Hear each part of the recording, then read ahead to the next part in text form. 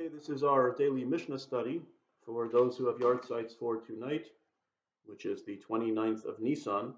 Jacob Abramson, Zainwell Beiser, Bertha Gelhar, Elias Levitan, Ida Lukowitz, Joseph Mallon, Rose Miller, Morris Polsky, David Rutner, and Salman Sher. May their memory be for a blessing. As always, the text of the Mishnah will be, the link to the text will be in the first comment below. We're in chapter 1 of Pirkei Avot, Mishnah number 7. Nitai Harbeli Omer.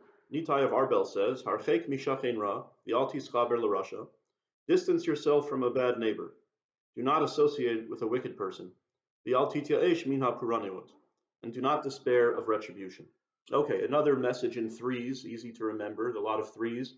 And this is sort of dovetailing in the previous Mishnah. It says, Kanei lecha chaver, you should make a friend. But now Nitai Harabeli is saying the kind of people you should not associate with. So distance yourself from a bad neighbor and don't associate with a wicked person. These are two separate things, right? Don't make friends with a bad person, but not only that, don't even live next door. That's what a neighbor is, or it could mean a coworker, or don't even be in proximity. So don't go out of your way to associate with them. And even if you're not going to associate with them, I'm not their friend. I just live next door to him. You don't even want to be in their orbit, basically, in any way. So that's why both statements are necessary. And the Bartanura quotes another saying of the rabbis, which is "Oy l'rasha, oy l'shcheno," woe to the wicked and woe to his neighbor, because we see that if a neighbor's house gets raided, your house could get damaged also. It's sort of a metaphor. If you're in their orbit, something bad will probably happen to you too. So this statement works on both levels. On one hand, it's an ethical level that don't associate with a wicked person or don't be their neighbor because their badness might rub off on you and make you worse. But it's also just practical advice, saying even if you don't learn from their actions, something bad might happen to you just the fact that you're in their orbit. And we previously had a Mishnah that let the rabbis let your home be a salon for rabbis, and the Bartanura gave a metaphor that if you go into a perfume shop and you don't even buy anything, but you'll still come out smelling nice, and that's the sort of osmosis or the effect that associating with good people has. Well, here the Bartanura has the opposite metaphor. It's sort of also nice and vivid. If you go into into the shop of a tanner, and here we don't mean a tanning salon where you sit and get a suntan. We mean tanning hide. Okay, so apparently tanning hide is a very smelly process. I don't know anything about it, but that's the metaphor he gives. Well, even if you're not working with the tanner, you're going to come out smelling bad. So it's kind of the opposite of the perfume metaphor is the tanner metaphor. Okay, so and don't associate with the wicked. And finally, and do not despair of retribution. Don't give up hope in retribution. How does that, in divine retribution for the wicked, how exactly does that connect to the first two statements?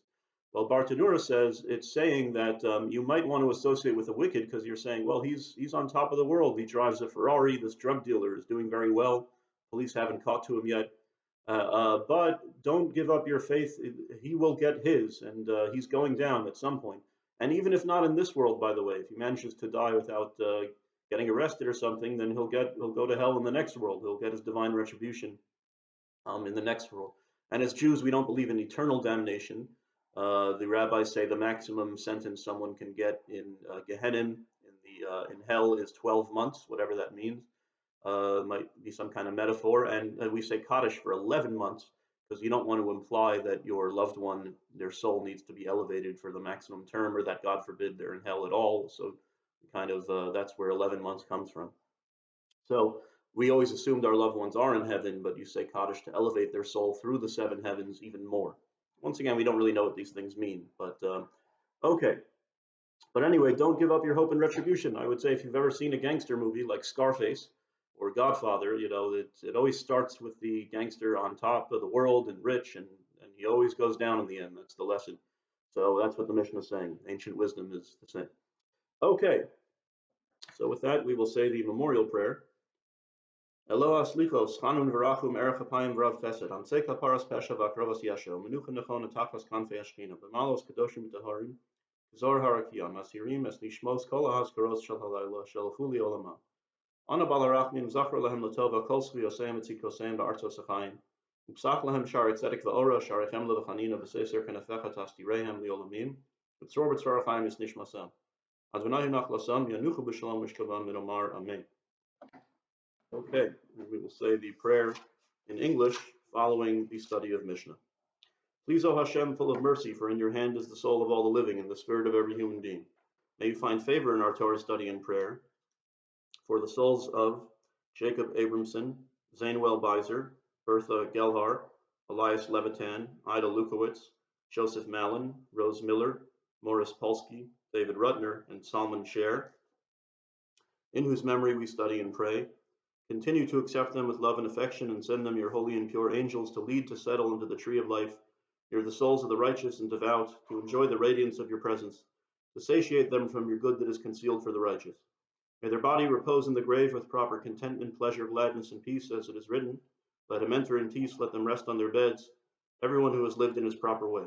As it is written, let the devout exult in glory, let them sing joyously upon their beds. And as it is written, if you lay down, you will not fear. When you lay down, your sleep will be sweet. Amen.